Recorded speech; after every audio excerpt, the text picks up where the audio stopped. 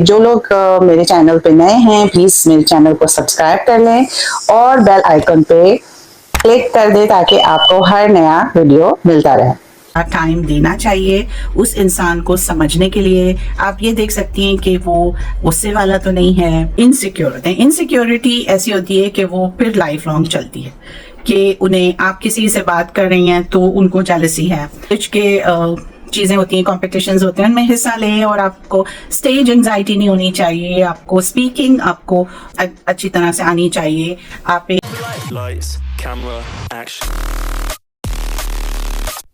السلام علیکم, کیسے میرے سارے ویورز, میرے فرینڈس اور یوٹیوب فیملی. امید ہے آپ سب لوگ خیریت سے ہوں گے.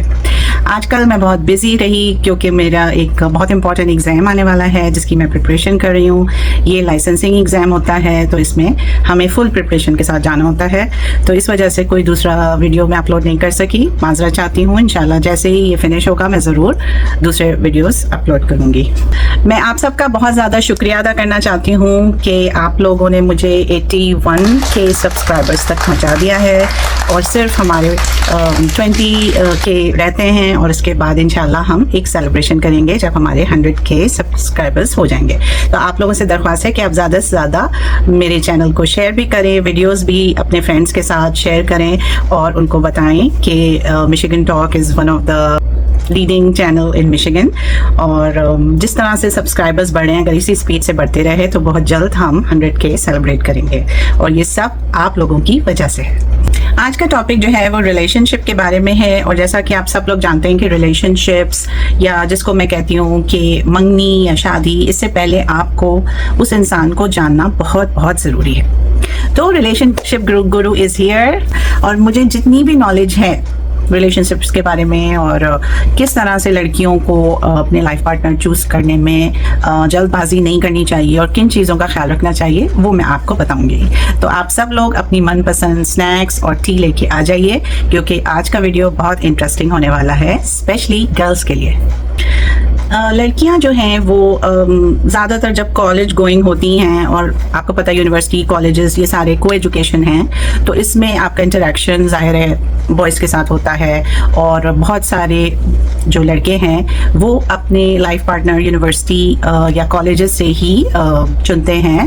اگر آپ کو اس طرح سے کوئی پسند کر رہا ہو تو آپ اس چیز کو زیادہ سیریس مت لیں کیونکہ دس از the time between 19 to 25 guys will approach you and they will show maximum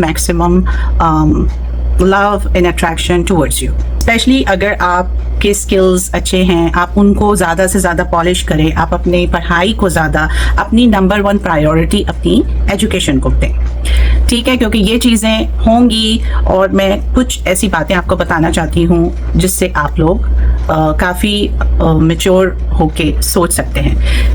ایک چیز ہوتی ہے لو بمبارڈمنٹ. جی ہاں, یہ کیا ہوتی ہے کہ یہ کوئی پرسن آپ کو مسلسل آپ کو کمپلیمنٹس دے رہا ہے, آپ کے ساتھ بہت زیادہ اچھے سے بات کر رہا ہے, ہر وقت آپ کو ٹیکسٹ میسیجز کر رہا ہے, کبھی کوئی سانگ بھیج رہا ہے, کبھی کوئی فلاورز بھیج رہا ہے اور ٹو مچ ایفرٹ اس میں لگا رہا ہے. اس کو کہتے ہیں لو بمبارڈمنٹ اور یہ شارٹ لیوڈ ہوتی ہے.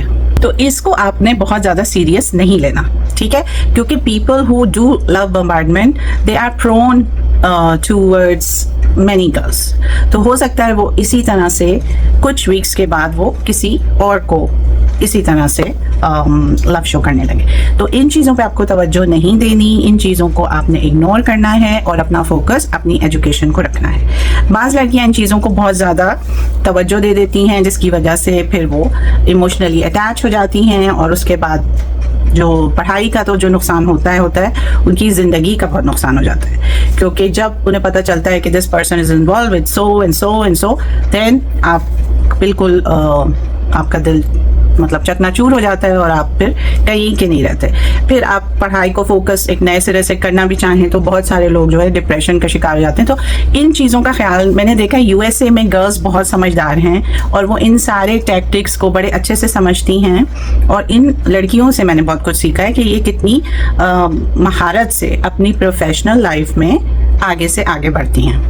ان کیس اگر کوئی جینونلی آپ میں انٹرسٹ شو کر رہا ہے اور وہ سیریسلی اپنے पेरेंट्स को आपसे मिलवाना चाहता है और वो सीरियस है, तो आप कम से कम 1 to 2 years आप दें, क्योंकि इस 1 to 2 years में आप बहुत सारी चीज़ें उसकी एनालाइज कर सकती हैं। लड़कियां जो हैं वो काफ़ी जल्दबाजी में कभी कभी इंगेजमेंट या निकाह या इन चीज़ों में फंस जाती हैं। इसके बजाय आपको 1 to 2 years का टाइम देना चाहिए उस इंसान को समझने के लिए। आप ये देख सकती हैं कि वो गुस्से वाला तो नहीं है, आपको कंट्रोलिंग तो नहीं है, क्योंकि अगर कंट्रोलिंग होगा तो आपको 1-2 साल में पता चल जाएगा, and that's a big no.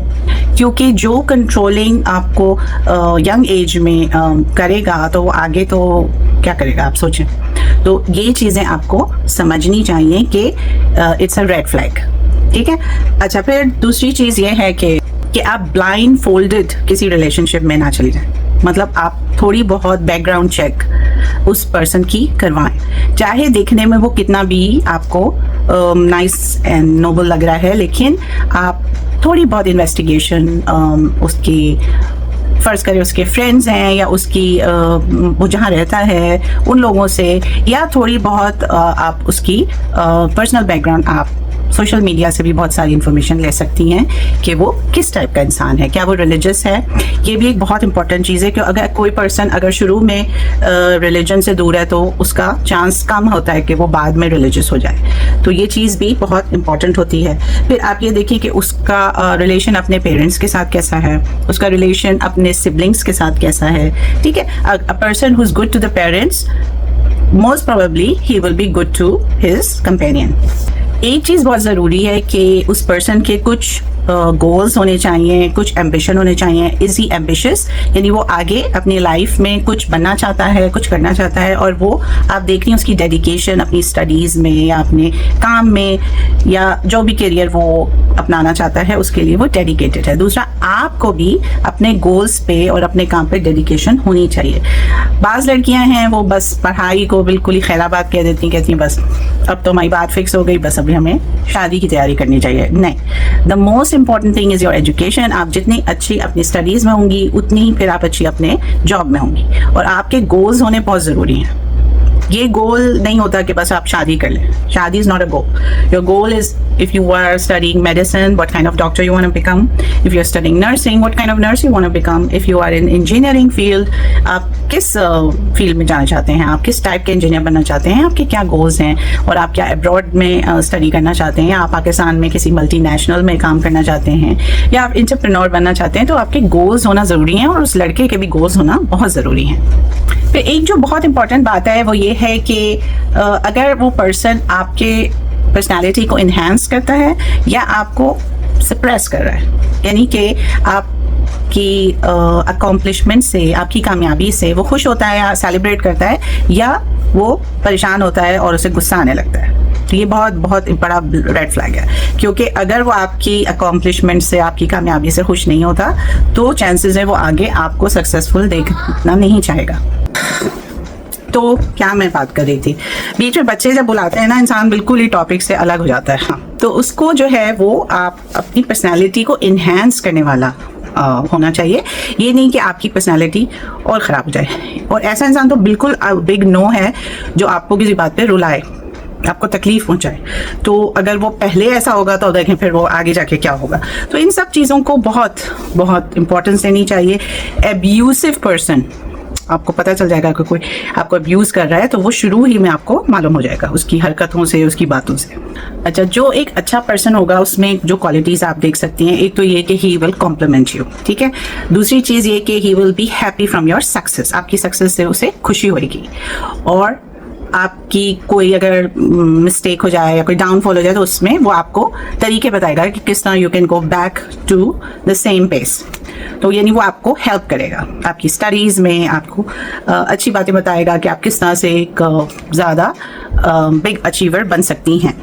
फिर a feminist, this is something out of the world. If you get a feminist, you are the luckiest person, the luckiest girl. Alhamdulillah, by grace of Allah, I got a feminist husband. तो feminist अगर आपका person है, आपका best friend है, तो आपकी life set हो जाएगी, क्योंकि वो वुमेन को अचीव करते हुए देखना चाहता है, वो वुमेन को राइट्स देने वाला है, जो वुमेन के हक में बात करता है, जो वुमेन को बड़े ओहदों पर पहुंचाना चाहता है। इस टाइप का अगर वो फेमिनिस्ट है तो that is a win win situation, ठीक है। और ये बहुत ही रेयर होता है। ये आपको पॉलिटिशियंस में कुछ लोग मिलेंगे, आपको कुछ बहुत ही अच्छे कैलिबर के लोगों में आपको इस टाइप के लोग नज़र आएंगे जो फेमिनिस्ट होते हैं, and that is a win win situation for you. अच्छा, फिर फैमिली का बहुत होता है कि फैमिली बैकग्राउंड कैसा है। बाज़ दफ़ा guy is very good but family background उनका जो है बहुत ही मतलब वेल एजुकेटेड नहीं होता या उस तरह से नहीं होता जैसे आपके फैमिली बैकग्राउंड है। तो ये भी देखना बहुत ज़रूरी होता है कि वो एक दीनदार घराना हो और एक आपके लिहाज से उसी टाइप से उनका रहन सहन हो। तो फैमिली बैकग्राउंड देखना भी बहुत ज़रूरी होता है। अच्छा, फिर जो लबी डबी चीज़ें होती है उसमें एक ये बहुत इंपॉर्टेंट चीज़ है कि वो आपके टाइम का ख्याल रखे। अगर आपका एग्ज़ाम है तो वो उस टाइम पे आपको डिस्टर्ब नहीं करे। अगर आपकी कोई इंपॉर्टेंट अपॉइंटमेंट है या कोई इंटरव्यू है तो वो उसमें आपको डिस्टर्ब नहीं करे। ये बहुत एक अच्छा पर्सन होने की निशानी होती है। और आपकी जैसे बर्थडे है तो उसमें आपको विश करे या आपके इम्पोर्टेंट दिनों का ख्याल रखे, या एटलीस्ट उसको जब पता चले तो वो आपको कॉम्प्लीमेंट दे और विश करे, ठीक है। तो ये तो हो गई गुड क्वालिटीज़ जो आप देखेंगी अपने लाइफ पार्टनर में। अब कौन से रेड फ्लैग्स हैं, क्योंकि ये रेड फ्लैग्स बहुत इंपॉर्टेंट होते हैं आपकी किसी भी रिलेशनशिप के लिए, स्पेशली गर्ल्स को इनका पहचानना आना चाहिए। सबसे बड़ा रेड फ्लैग ये है कि अगर a person is short tempered, अगर उसको बात बात पे गुस्सा आता है, वो आपको कंट्रोल करना चाहता है, उसको आपकी कोई भी बात जो है वो सही नहीं लगती है, वो अपनी बात मनवाना चाहता है और उस बात बात पे गुस्सा करता है, so that is a big no no, ठीक है। दूसरा रेड फ्लैग ये है कि आपकी सेलिब्रेट नहीं करता सक्सेस को। जैसे मैंने बताया कि वो आपकी कामयाबी से खुश नहीं होता बल्कि उसको दुख होता है, तो ये बहुत बड़ा रेड फ्लैग है, ठीक है। कि आपको उसका यानी उसको आपका दोस्त होना चाहिए, दुश्मन नहीं। तो आपको वो सेलिब्रेट करे, आपकी कामयाबी से खुश हो, बल्कि आपको तरीके बताए कि आप किस तरह अपनी करियर को इन्हांस कर सकते हैं। तो आपको ये ऐसा पार्टनर चाहिए, बल्कि ऐसा नहीं जो आपसे ही जेलस हो जाए। तो ये भी एक रेड फ्लैग है। फिर बहुत सारे जो जेलस टाइप गाइज होते हैं वो इनसिक्योर होते हैं। इनसिक्योरिटी ऐसी होती है कि वो फिर लाइफ लॉन्ग चलती है, कि उन्हें आप किसी से बात कर रही हैं तो उनको जेलसी है। आप किसी जगह आपने कोई परफॉर्मेंस दी, फर्ज करें आपने डिबेट की, उस कंपटीशन में आपको बहुत ज़्यादा सराहा गया और बहुत ज़्यादा आपको उससे इनाम वगैरह मिला और वो इस बात पे गुस्सा हो जाए, या वो किसी भी बात पे आप से वो इनसिक्योरिटी में आ जाए, तो ये बहुत बड़ा रेड फ्लैग है। फिर अगर वो जेनरस है कि नहीं, क्योंकि जिन लोगों की जेनरॉसिटी होती है वो शुरू से उनकी आदत होती है कि वो खर्च करना, कि कभी आपके लिए कॉफ़ी का बिल दे दिया, या कभी आपके लिए उन्होंने दरवाज़ा खोल लिया, या जब आप किसी चीज़ में जेनरॉसिटी का पता चल जाता है कि आपको कभी ज़रूरत हुई तो उन्होंने आपके लिए कोई चीज़ पे कर दी, या तो इज़ ही जेनरस या वो अपनी स्टिंजीनेस है। Stingy person can never be a good partner. तो जो जेनरस होगा, जो खर्च करेगा और उसकी आदत होगी कि वो दूसरों पे खर्च करने वाला हो, ख़ास तौर पे आपके लिए वो जेनरस हो, वही आगे चल के जेनरॉसिटी पे कायम रहेगा। तो ये भी बहुत बड़ा रेड फ्लैग है कि अगर कोई कंजूस है तो that's a big no no. अच्छा, फिर ये होता है कि ज़ाहिर है हर इंसान को अपना स्पेस चाहिए होता है, चाहे वो लड़की हो या लड़का। तो आपको भी ये अंडरस्टैंड करना चाहिए कि उस पर्सन का कुछ टाइम है जिसमें वो अपनी स्टडी पे फोकस कर रहा है, या अपने इंटरव्यू पे फोकस कर रहा है, या अपनी लाइफ पे कर रहा है, तो आप उसको स्पेस दें, यानी उसमें आप उसको बिल्कुल भी डिस्टर्ब नहीं करें। इसी तरह वो भी आपको स्पेस दे।